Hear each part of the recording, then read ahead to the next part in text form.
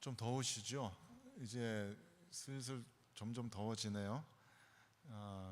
오전 예배 드릴 때는 뭐 괜찮았는데 우리 이 시간 예배 드리는 시간 되니까 열기가 쌓여서 그런지 조금씩 더워지는 것 같습니다. 지난번에도 말씀드린 것처럼 교회 한 성도분께서 에어컨 도네이션 한다고 하셨으니까 그날만을 기대하며 기도하며 잘 견뎌 주시기 바랍니다. 저는 지난 주간에 이 영화 한 편을 보았는데요. 신의 악단이라는 한국 영화예요. 작년 말에 연말에 개봉했고 한국 많은 교회 성도분들이 보셔서 관객이 한 150만 명 가까이 들었다고 합니다. 굉장히 오랜만에 한국에서 나오는 기독교 영화인데 기독교 영화 치고는 굉장히 많은 관객들을 불러 모은 작품이죠. 개인적으로는 이 각본 쓰신 분을 제가 잘 알고 있어서 제가 회심할 때 즈음에 함께 신앙생활을 했던 분이었기 때문에 또 그분이 작년에 갑작스럽게 돌아가셔서 그분의 유작이 바로 이 작품이 되었기 때문에 좀 개인적으로 좀 그런 좀 짠한 마음을 가지고 마치 이분의 유언을 듣는 마음으로 이 영화를 좀 이렇게 보았습니다.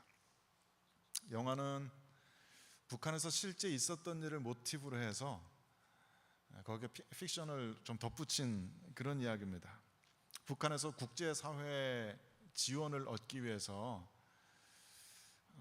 교회를 몇 개 지은 적이 있었어요. 지금도 평양에 그 교회가 있는데 그 교회를 건설할 뿐만 아니라 외국인들 불러다가 우리도 이렇게 기독교가 있다, 우리는 종교를 탄압하지 않는다라는 것을 보여주기 위해서 부흥회를 가짜로 쇼를 했었다고 합니다. 거기까지가 실제 얘기고요. 그 모티브에 이제 살을 붙여서 실제로 있었을 법한 이야기들을 영화로 이렇게 만든 거예요. 그런 가짜 부흥회 종교적인 쇼를 열기 위해서 북한 정부에서는 악단 하나를 섭외해서 찬양팀을 급하게 만들었습니다. 그래서 한국의 군인들이 막 으쌰으쌰하면서 실로한 막 군인들이 찬양하는 그런 영상 있잖아요. 그거 막 보여주면서 이렇게 해봐라, 이거보다도 더 잘해야 된다라고 해서 악단을 찬양팀으로 그렇게 세웠죠.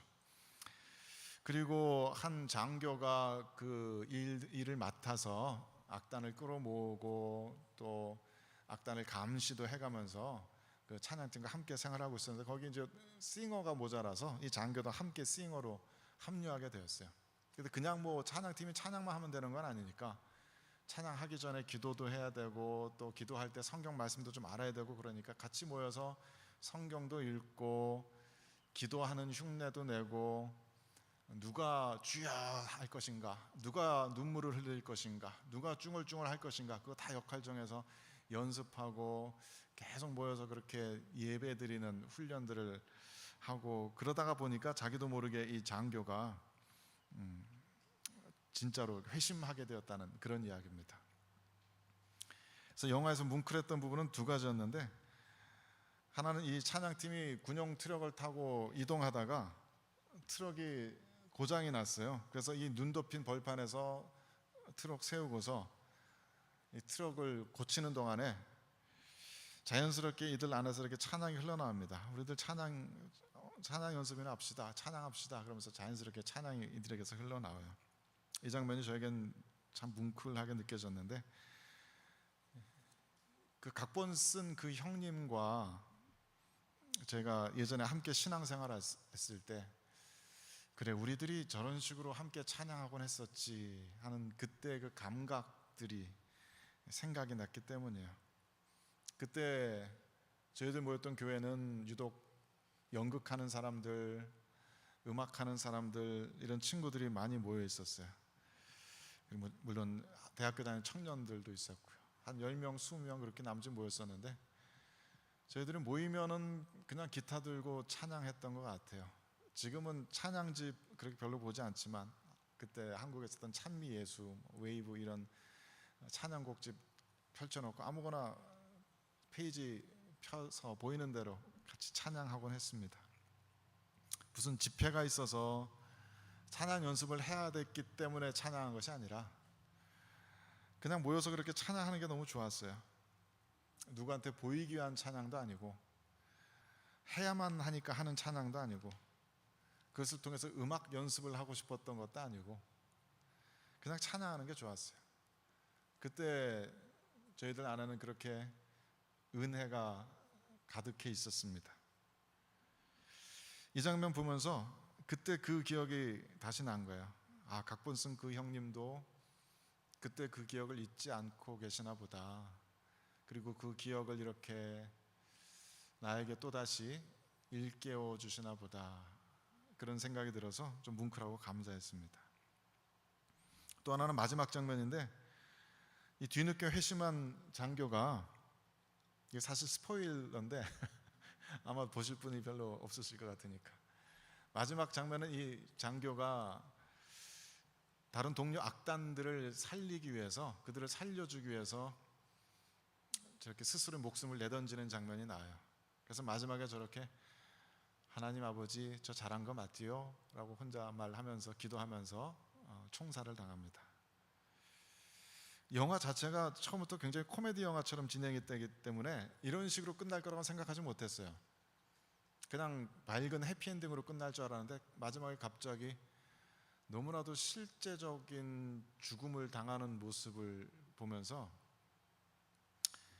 좀 적지 않게 충격적이다고 좀 불편한 마음까지 들었습니다. 이렇게 끝내야 되나? 그런 마음이 들었죠.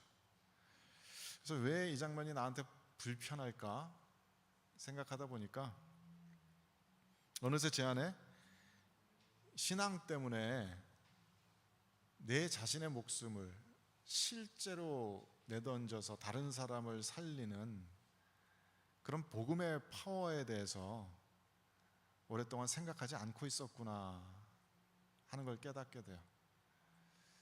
정말 레디컬한 그 복음의 파워, 이렇게 사람을 완전히 한순간에 뒤바꿔 버려서 다른 사람들을 위해서, 세상을 위해서, 복음을 위해서 언제든지 내 목숨조차 내어놓는 것이 아깝지 않은 그 복음의 파워에 대해서 너무 오랫동안 잊고 살았구나, 그걸 깨닫게 됐어요.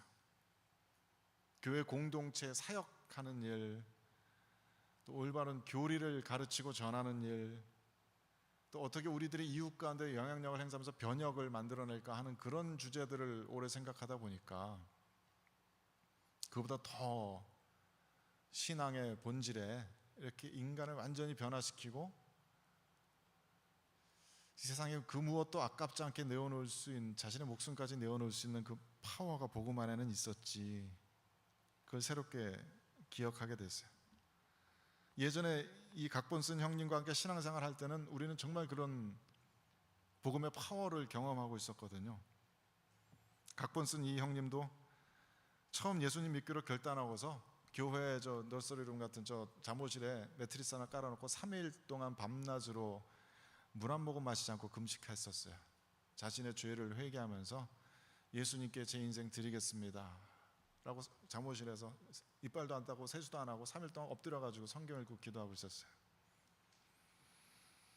그렇게 자신의 삶을 주 예수께 드리고 회심을 경험한 후에 얼마 지나지 않아서 한 달에 한 1,200만 원 주겠다고 그런 엄청난 수입을 약속하는 죄악된 그런 유혹이 찾아왔었는데, 이분은 나는 이제 성도다, 예수께 속한 사람이다, 양심상 그거 못하겠다라고 그 유혹을 뿌리치고서 그 후로도 꽤 오랫동안 가난하지만 성결한 성도의 삶을 살았죠.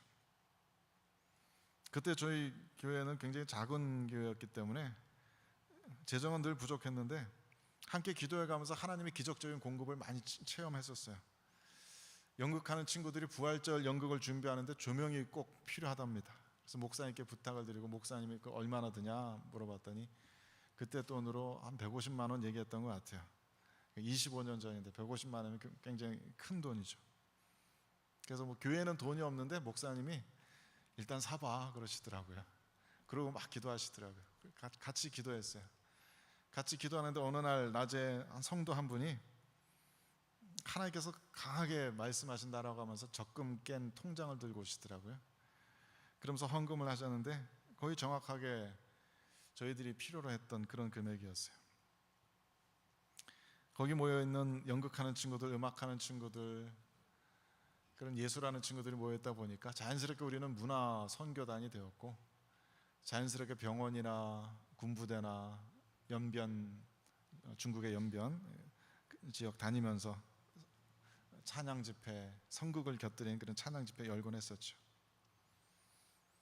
누가 봐도 정말 가난한 사람들이었고 가진 것 없고 영향력 없는 이름 없는 예술가들이었는데, 혹은 예술가 지망생들이었는데, 그래서 미래가 참 불투명한 그런 인생들이었는데, 누구 하나 그렇게 비루하거나 비참한 모습으로 살아가는 사람이 없었어요. 그때는 우리들의 마음 가운데 늘 소망과 기쁨이 가득했었던 것 같아요. 늘 당당했던 것 같아요. 오늘 본문에서 이야기한 것 같이 만물 안에서 만물을 충만하게 하시는 그 예수의 충만함이 그 모임 가운데 있었구나. 말씀 묵상하다가 또 이 영화 통해서 그런 생각을 다시 한번 하게 됐습니다. 아무것도 가진 것 없고 굉장히 가난하지만 오히려 세상을 충만하게 하는 예수의 충만함. 이 본문 말씀을 쓴 사도 바울의 상황도 크게 다르지 않아요.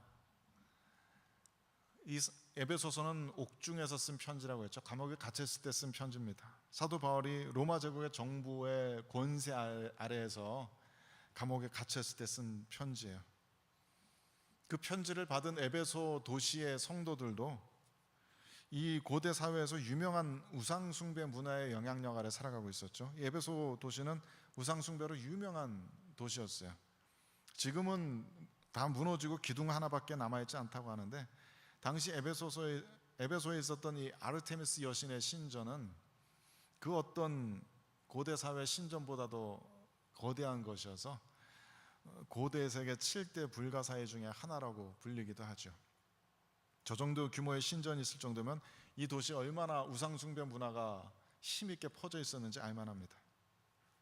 그래서 21절 말씀에 사도 바울이 모든 통치와 권세와 능력과 주권이라고 표현하는데, 그건 아마 에베소 지역 시민들의 정신 세계를 지배하고 있던 많은 영적 오토리티들에 대한 이야기일 겁니다. 영적 존재들과 그들의 영향력을 표현한 말일 거예요.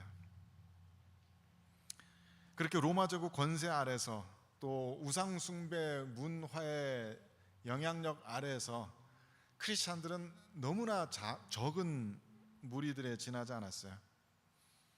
사도 바울이 이 에베소서 편지를 쓸 당시에 전 세계 기독교 인구가 몇 명이나 있었을까요? 역사가들이 추산하기는 로마 제국 전체 인구를 6천만 명 정도로 추산했을 때 기독교 인구는 수천 명에 불과했을 것이다. 아무리 많이 잡아도 10,000명을 넘지 않았을 것이다. 그렇게 추산하곤 합니다. 아마도 전체 인구의 0.00005% 정도였을 것이다. 지금 우리들의 세상으로 비교해서 말하자면 이 킹스턴 인근 전체 인구가 로마 제국 전체의 인구라고 봤을 때 그 당시 전체 크리스찬들의 인구는 여기 모인 우리들보다도 적은 숫자였던 거예요. 이 한 줌 안 되는 이 무리의 사람들이 모여서 온 킹스턴을 변화시키겠다는 그런 비전을 가지고 예수 그리스도의 복음을 전하고 있었던 거죠. 그러니까 생각해보면 참 엄청난 얘기예요. 그때 사도 바울은 딱 제 나이쯤 됐을 겁니다. 50대 중반. 그때 기준으로는 인생 말년인 거예요. 그 늙은 사도가 로마 제국의 지배 아래 감옥에 갇혀 있어서 그야말로 한 줌밖에 되지 않은 우상숭배 문화 한가운데 살아가는 교회 성도들에게 그렇게 편지하면서 쓰고 있는 거예요. 우리들의 머리 대신 예수께서는 온 세상을 발밑에 두고 다스리고 계신다. 그분은 로마 황제보다도 에베소의 아르테미스 여신보다도 그 어떤 이름보다도 far above, 훨씬 뛰어나신 분이셔서 온 세상 만물을 그의 발밑에 두시는 분이시다.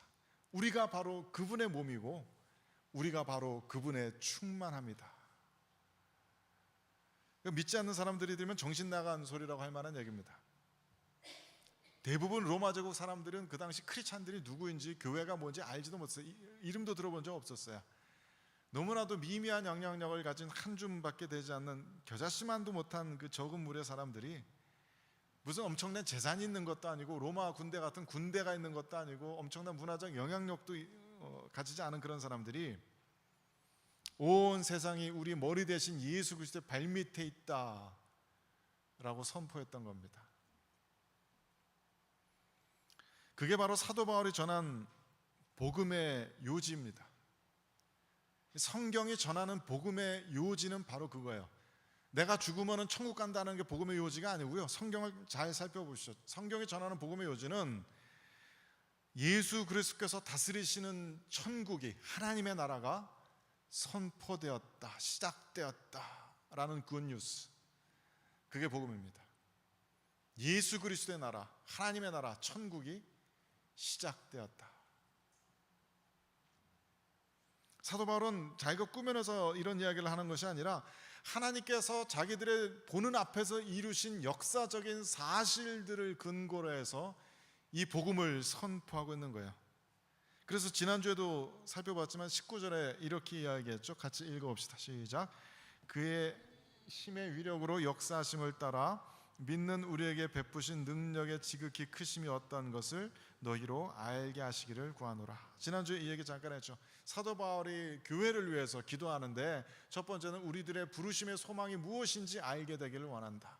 또 우리들에게 주신 기업의 영광의 풍성함이 무엇인지를 알게 되기 원한다. 그리고 세 번째가 이겁니다. 우리들에게 이미 베푸신 그 능력이 얼마나 크신 것인지를 너희들이 알기를, 너희들의 마음의 눈이 떠지기를 내가 기도한다라는 거예요. 사도 바울은 지금 그래서 하나님의 능력에 대해서, 우리들 가운데 역사하신 하나님의 능력에 대해서 이야기하고 있습니다. 그래서 20절에 이렇게 쓰죠. 다시 읽어봅시다. 시작. 그의 능력이 그리스도 안에서 역사하사 죽은 자들 가운데서 다시 살리시고 하늘에서 자기의 오른편에 앉히사. 하나님의 능력은 죽었던 예수 그리스도를 다시 살리실 수 있는 능력이다.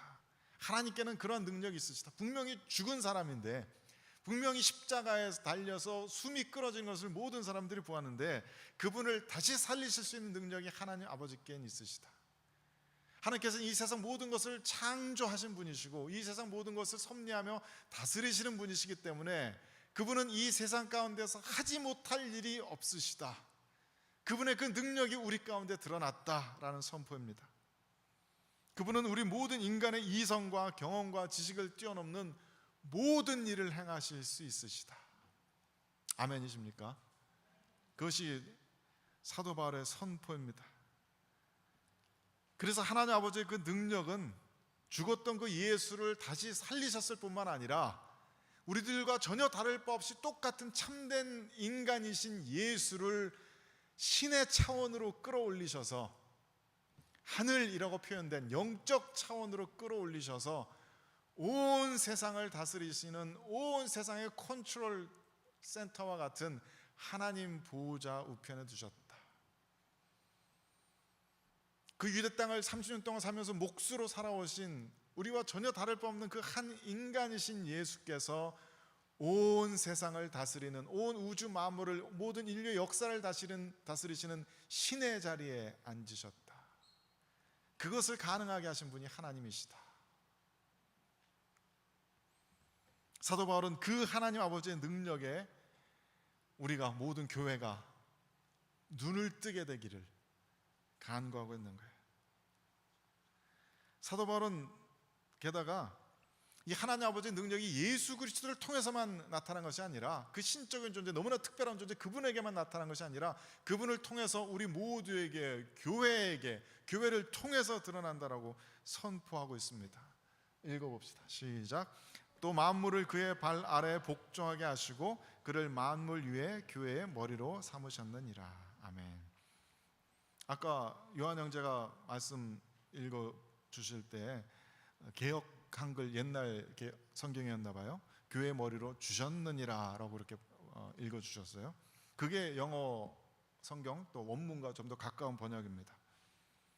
그 예수 그리스도를 부활하시고 승천하셔서 신의 자리에 하나님의 자리에 앉으신 그 예수를 하나님께서 교회의 머리로 주셨다. 그게 원문의 의미입니다. 그렇기 때문에 교회는 그분의 몸이 되어서 그분과 함께 만물 안에서, 즉 이 세상 피조 세계 속에서 온 세상을 하나님의 영광스러운 임재로 충만하게 하시는 그리스도의 역사에 참여하고 있다. 교회는 그리스도의 충만함으로, 하나님의 충만함으로 가득한 공동체이고, 교회를 통해서 온 세상에 하나님의 임재가 충만해진다. 그러니까 사도 바울이 전해주는 이 놀라운 소식, 이 굿뉴스에 따르면은 우리의 머리 대신, 우리들의 리더 대신, 우리들의 대장 대신 예수 그리스도는 세상 모든 권세 위에 계시고, 그러니까 우리도 함께 이 세상의 모든 영적 권세 위에 있습니다. 그래서 우리는 세상의 돈의 영, 옛날 성경에는 맘몬에 나와 있던 그 돈의 영의 지배를 받지 않습니다. 믿으십니까?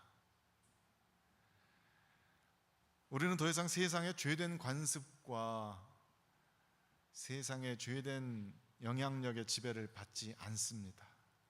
믿으십니까? 우리는 이 세상 모든 사람들을 붙들고 있는 죄와 사망의 권세 아래 더 이상 있지 않습니다.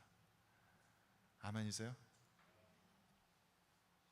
그러니까 모든 크리스천들은 우리들의 자존감을 위축시키는 그 어떤 영향력의 지배도 받지 않아요. 우리들의 미래를 두렵게 만드는 그 어떤 경제적인 상황에도 영향받지 않아요.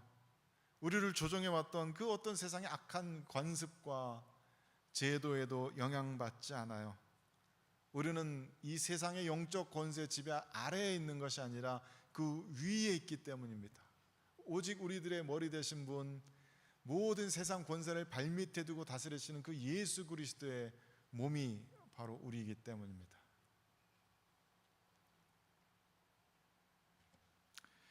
저는 여러분들이 왜 여기에 대해서 아멘 하는 소리가 이렇게 작은지 알아요.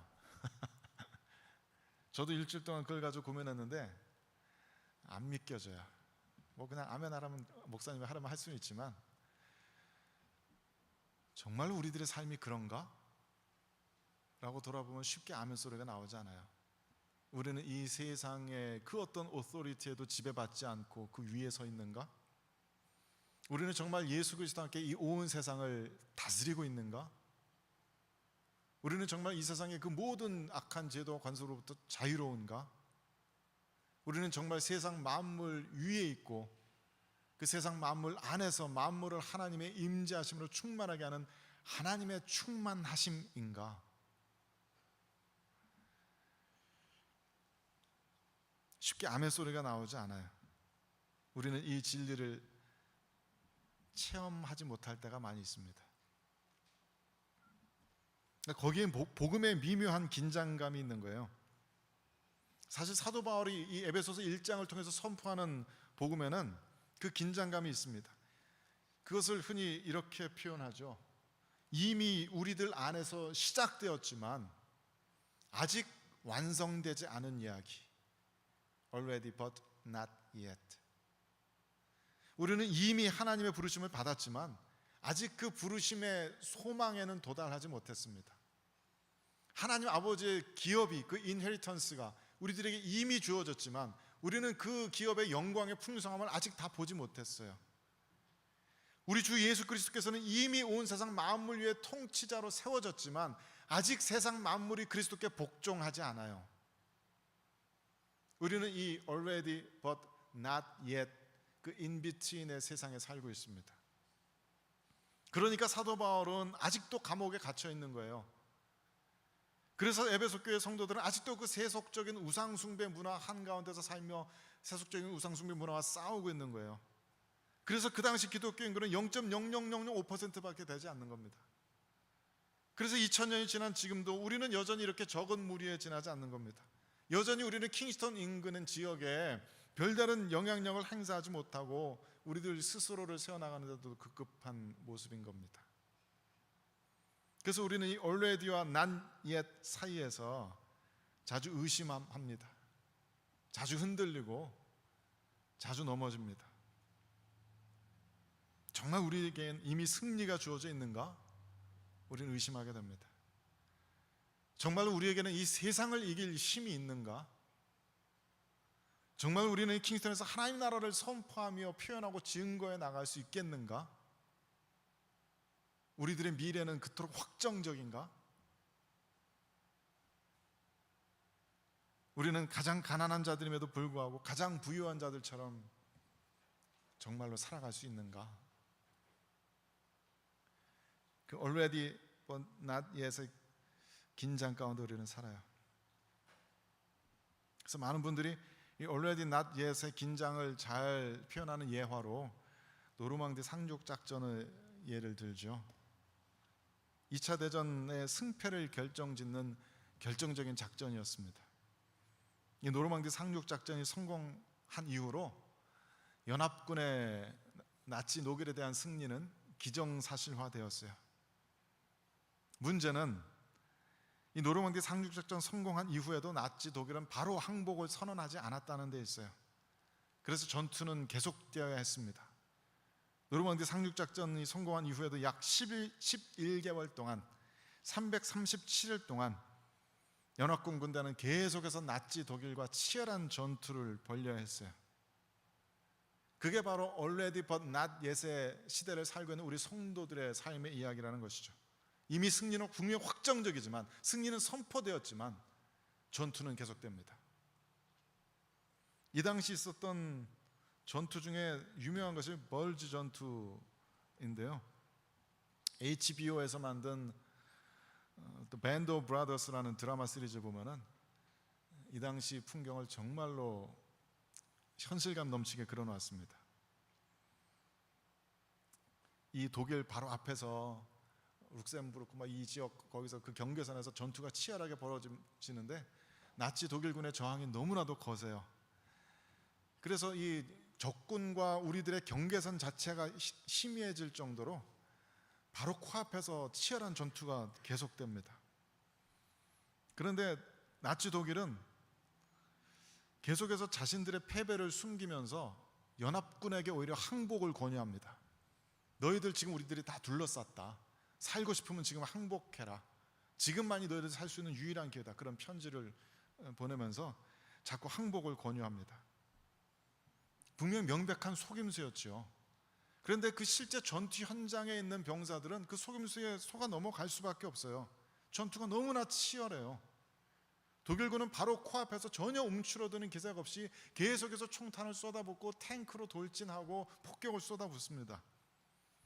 연합군 병사 동료들은 그 계속되는 전쟁 속에서 정신 상태가 점점 피폐해지면서 용기를 잃어가요. 부상당한 사람들이 몰핀 주사 가지고 간신히 진통을 참아가면서 전투를 벌이고 있는데 그 몰핀 주사 계속 맞으니까 계속 환상도 보이고 환각도 보이고 집에 가고 싶어, 그 소리를 입에 달고 삽니다. 하루도 몇 번이나 자신의 눈앞에서 동료들이 쓰러져 죽어가는 모습을 지켜봐야 해요. 당연히 먹을 것도 부족하고 약품도 부족한데 본부에서의 보급품은 가령 수송기에서 이렇게 떨어뜨리는 그 보급품, 정말 가뭄에 콩나듯이 더 이상 못 참겠다, 이제 죽기 직전이다 싶을 때 정도에 대해서야 한 번씩 공급됩니다. 그러니까 연합군의 승리가 이미 확정되었다는 그 기쁜 소식, 복음은 들려오지만 눈앞에 보이는 환경은 전혀 그렇지가 않은 거예요. 너무나 절망적으로 보이는 거예요. 그래서 사람들은 승리의 기쁜 소식, 복음의 소식을 듣고 그것을 믿고 힘을 내기보다는 당장 오늘 내가 싸워야 하는 싸움 때문에 힘을 잃고 용기를 잃고 절망합니다. 그래서 사도 바울은 그리스도 예수 안에 있는 신실한 자들을 위해서, 우리를 위해서 기도하는 겁니다.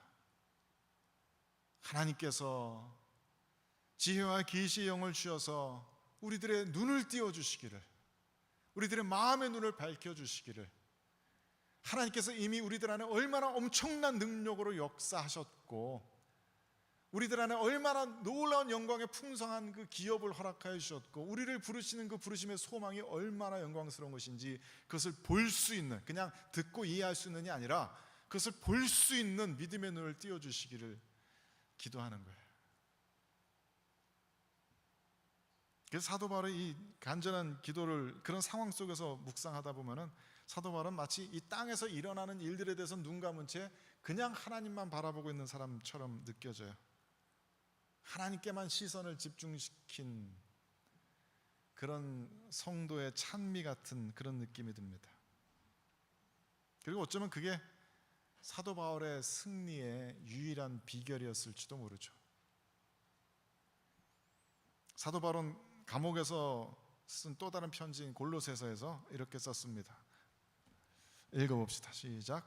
그러므로 너희가 그리스도와 함께 다시 살리심을 받았으면 위의 것을 찾으라. 위의 것을 생각하고 땅의 것을 생각하지 말라. Set your mind on the things above, not on the things that are on earth. 위의 것에 너희들의 마음을 고정시켜라. 다시 한번 말하지만 사도 바울은 로마 제국의 정부의 그 권세 아래에서 너무나 세속적인 음란한 우상 숭배 문화의 한가운데에서 지극히 적은 무리였던 교회 공동체를 향해 이 복음을 선포합니다. 하나님의 나라가 시작되었다고, 그리스도께서 온 세상 만물 위에 왕으로 자정하셨다고, 이 복음을 진심으로 믿는 자라면 그 믿음의 자리를 지켜낼 수 있을 겁니다. 그 복음을 듣기는 들어도 이 복음의 선포에 대해서 의심하면서 받아들이지 않는 자라면 세상의 권력과 죄된 문화에 대해서 항복할 수밖에 없을 거예요. 우리들의 시선과 우리들의 마음은 어디를 향해 있습니까? 우리들의 마음은 온 세상 만물을 발밑에 두신 예수 그리스도의 영광스러운 임재하심으로 충만해 있습니까? 아니면 여전히 우리들 눈에 보이는 환경과 세상 목소리들의 영향력 아래에 있습니까? 그래서 사도 바울을 따라서 우리도 함께 서로를 위해서 기도할 수 있기를 바랍니다. 하나님께서 정말 우리들에게 지혜와 계시의 영을 넘치도록 부어주셔서 우리들의 눈이 띄어질 수 있기를, 믿는 게 아니라 보고 알 수 있는 정도가 되기를. 그래서 우리가 결코 세상의 돈의 논리나 자기 방어의 본능에 굴복하지 않고, 세상의 그 어떤 죄된 관습과 문화에도 굴복하지 않고, 오직 우리들의 머리 대신 예수 그리스도께만 복종할 수 있기를.